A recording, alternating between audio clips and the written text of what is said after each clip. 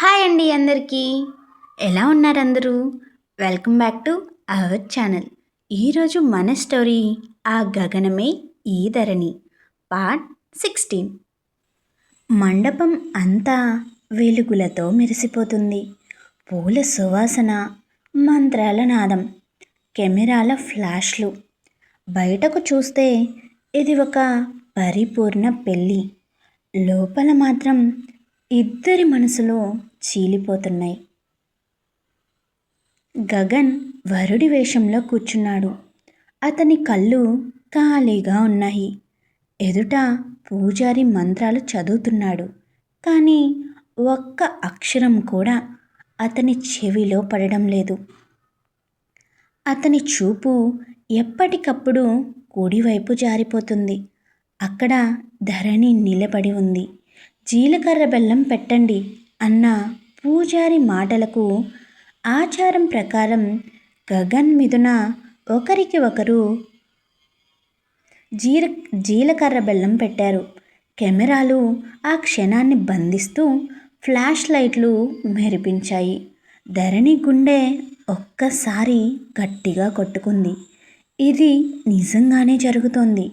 ఇప్పటికైనా వెనక్కి వెళ్ళిపో, కనీసం ఈ దృశ్యం చూడకు అని తనలో తానే అనుకుంది. కానీ కాళ్ళు కదల్లేదు. మరో ఆచారం ముగిసింది. ముహూర్తం దగ్గర పడుతోంది. గగన్ చెవిలో భువన్ మాటలు మళ్ళీ మోగాయి. ఇప్పుడు నువ్వు ఏమీ చేయకపోవడం వల్ల ముగ్గురు బాధపడుతున్నారు. తాళి తీసుకోండి. సుముహూర్తం సమీపించింది. పూజారి గట్టిగా అన్నాడు. అంతే. ఆ ఒక క్షణం గగన్ చేతిలో తాళి పెట్టారు పూజారి. బంగారు తాడు అతని వేళ్ల మధ్య ఊగుతోంది. అతని గుండె బరువుగా కొట్టుకుంటోంది. చెమట బిందువులు నుదుటిపై మెరిశాయి. అతను ముందుకు వాలి మిథున మెడ వైపు చూడాలి. కానీ అతని కళ్ళు మళ్ళీ ధరణిని వెతికాయి. అతని చూపు ఆమెను చేరిన క్షణం ఆమె కళ్ళల్లో కన్నీళ్లు నిండాయి. అయినా ఆమె బలంగా నిలబడింది. అక్క కోసం, కుటుంబం కోసం తన ప్రేమని తనలోనే బంధించింది. ఆమె చూపు గగన్ని ఛేదించింది. గగన్ గారు. ముహూర్తం. పూజారి స్వరం కాస్త ఆతృతగా మారింది. మిథున మెడలో కట్టాల్సిన తాళి ధరణి మెడలో కట్టాడు గగన్. ఒక్క క్షణం అక్కడంతా నిశ్శబ్దమైంది. పూజారి చేతిలో ఉన్న అక్షింతలు గాల్లోనే ఆగిపోయినట్టు అనిపించింది. కెమెరా ఫ్లాష్లు ఒక్కసారిగా ఆగిపోయాయి. మంత్రాల నాదం మధ్యలో తెగిపోయింది. ధరణి మెడలో తాళి ఊగుతోంది. మిథున కళ్ళు పెద్దవయ్యాయి. ఆమె శ్వాస ఆగినట్టు అయింది. చేతులు గాల్లోనే నిలిచిపోయాయి. ఆమె ఎదుట కూర్చున్న గగన్ ముఖం వైపు చూసింది. అది షాక్ కాదు, అది నిర్ణయం.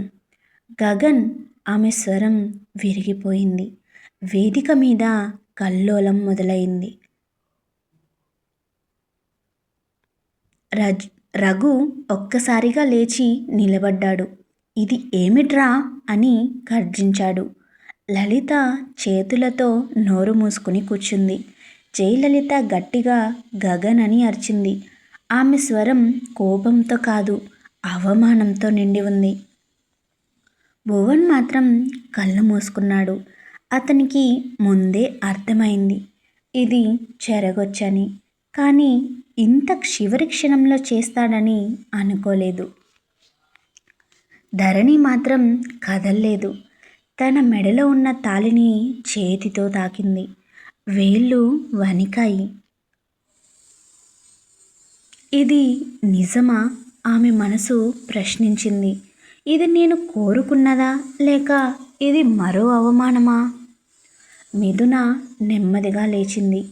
ఆమె అడుగులు బలహీనంగా ఉన్నాయి. ధరణి అని పిలిచింది. ఆ పిలుపు కత్తిలా గుచ్చింది. ధరణి ఒక్క అడుగు వెనక్కి వేసి అక్క అంది. ఆమె స్వరం బయటికి రాలేదు. గగన్ లేచాడు. ఇది నా నిర్ణయం అన్నాడు గట్టిగా. నేను ప్రేమించే అమ్మాయి ధరణి. మొదటి నుండి నేను మిథునను పెళ్లి చేసుకోలేను అని చెప్తూనే ఉన్నాను. మీరే వినలేదు అని జయలలిత వైపు చూసి ధరణి చేయి పట్టుకుని అక్కడి నుంచి బయటకు దారితీశాడు. మిథున మండపంలో ఒంటరిగా నిలబడిపోయింది. పెళ్ళికి వచ్చిన వాళ్ళందరి గుసగుసలు మిథున మనసుని ముక్కలు చేశాయి. గగన్ మిథునాని కాదని ధరణి మెడలో తాళి కట్టడంతో పరువు తక్కువగా ఫీలైన సూర్యాంష్ గగన్ వాళ్ళకంటే ముందుగా ఇంటికి చేరుకుని గగన్ని ఇంట్లోకి రావద్దు అన్నారు. గగన్ సూర్యాంష్ నుంచి అది ఊహించిందే కావడంతో ధరణిని తీసుకుని తన ఫామ్ హౌస్కి వెళ్తుంటే జయలలిత గారు గగన్ మీద కోపం ఉన్నా కానీ సూర్యాంష్ గగన్ని అలా బయటకు వెళ్ళమని చెప్పడంతో గగన్ సైడ్ తీసుకుని గగన్తో పాటు ఫామ్ హౌస్కి వచ్చేసింది. ప్రస్తుతం బయట గగన్ వస్తున్నట్టుగా అడుగుల చప్పుడు వినిపిస్తుంటే గగన్ ప్రేమకి తన కళ్ళల్లో నుండి కారుతున్న కన్నీరు తుడుచుకుని ఏమీ తెలియనట్టు వచ్చి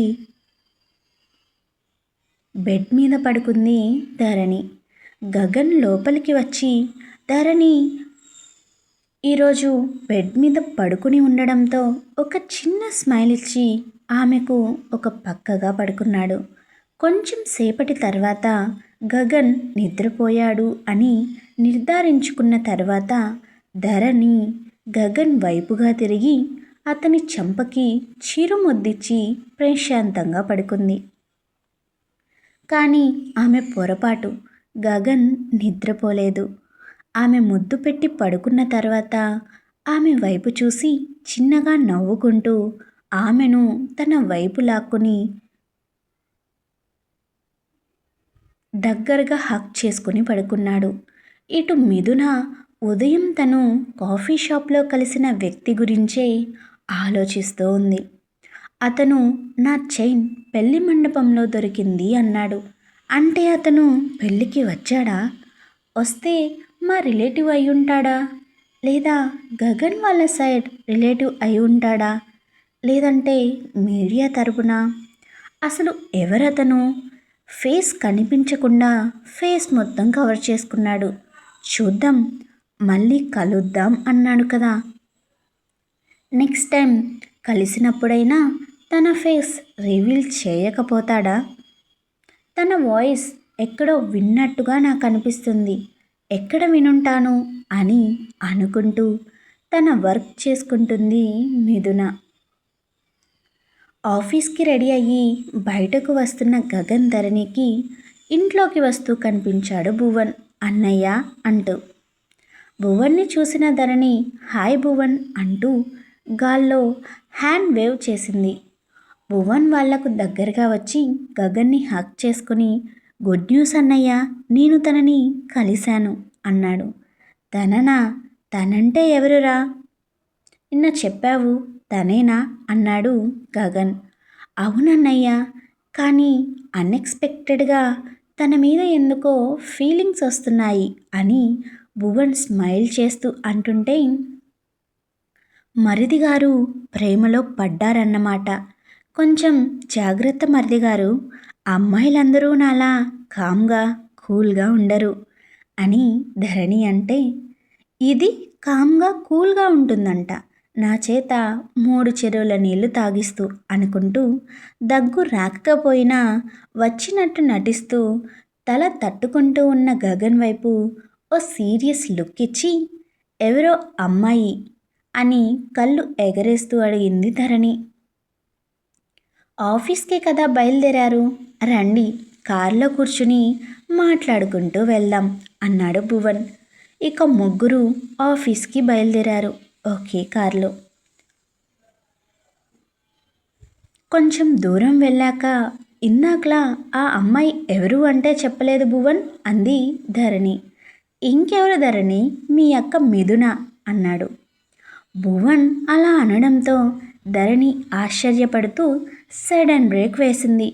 ఆమె అలా సడన్ బ్రేక్ వేయడంతో వెనకాల కూర్చున్న అన్నదమ్ములు ముందుకి ఒక్కసారి బెండయ్యి సీట్లో వెనక్కి పడ్డారు. భువన్ పక్కనే ఉన్న గగన్, ఏంట్రా నువ్వు చెప్పేది నిజమా? తనకి తెలుసా ఈ విషయం అన్నాడు. ధరణి కార్ సైడ్కి ఆపి భువన్ వైపుకు తిరిగి, ఏంటి భువన్ నువ్వు చెప్పేది అంది. అవును ధరణి, ఎప్పుడు పుట్టిందో ఎలా పుట్టిందో తెలియదు కానీ నాకు మిథున మీద ఫీలింగ్స్ ఉన్నాయి అని అనిపిస్తుంది అన్నాడు భువన్. ఈ విషయం మా అక్కకి తెలుసా? అనుమానంగా అడిగింది ధరణి. యూరప్ ట్రిప్ నుంచి ఇండియాకి రిటర్న్ అయిన ఆనంద్ గగన్ ధరణి పెళ్లి విషయం, ధరణి కోసం గగన్ తన ఎండి పోస్ట్కి రిజైన్ చేయడం, ఇప్పుడు ఎండిగా ధరణి ఉండడం, ఇవన్నీ తెలుసుకుని కోపంతో రగిలిపోయాడు. వాళ్ళిద్దరూ విడిపోతారు అని ఊహించిన ఆనంద్ ఊహకి అందకుండా గగన్ ధరణి పెళ్లితో ఒక్కటవ్వడంతో ధరణి మీద తనకి ఉన్న ప్రేమని పగగా మార్చుకున్నాడు. ఇప్పుడు ఆనంద్ టార్గెట్ గగన్ని ధరణి వేరు చేయడం కాదు, ధరణిని గగన్ని నాశనం చేయడం, వాళ్ళ కంపెనీ పతనం అతని టార్గెట్. అందుకే తన ప్లాన్స్ని సక్సెస్ చేయడానికి వాళ్ళ మూవ్స్ గురించి వాళ్ళ ప్రాజెక్ట్స్ గురించి ఇన్ఫర్మేషన్ ఇవ్వడానికి తన మనిషి ఒకరు వాళ్ళ కంపెనీలో ఉండాలి అని ఆలోచించి సూర్యాంష్కి గగన్కి పడదు అని తెలిసి సూర్యాంష్ని కలవడానికి రెడీ అయ్యాడు ఆనంద్. కొనసాగుతుంది. Hello hello, వెళ్ళిపోతున్నారా?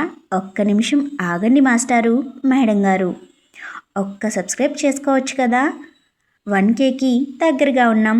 Anyway, thank you for watching. Keep smiling, keep listening. నేను మీ అనుష కృష్ణ, సైనింగ్ ఆఫ్.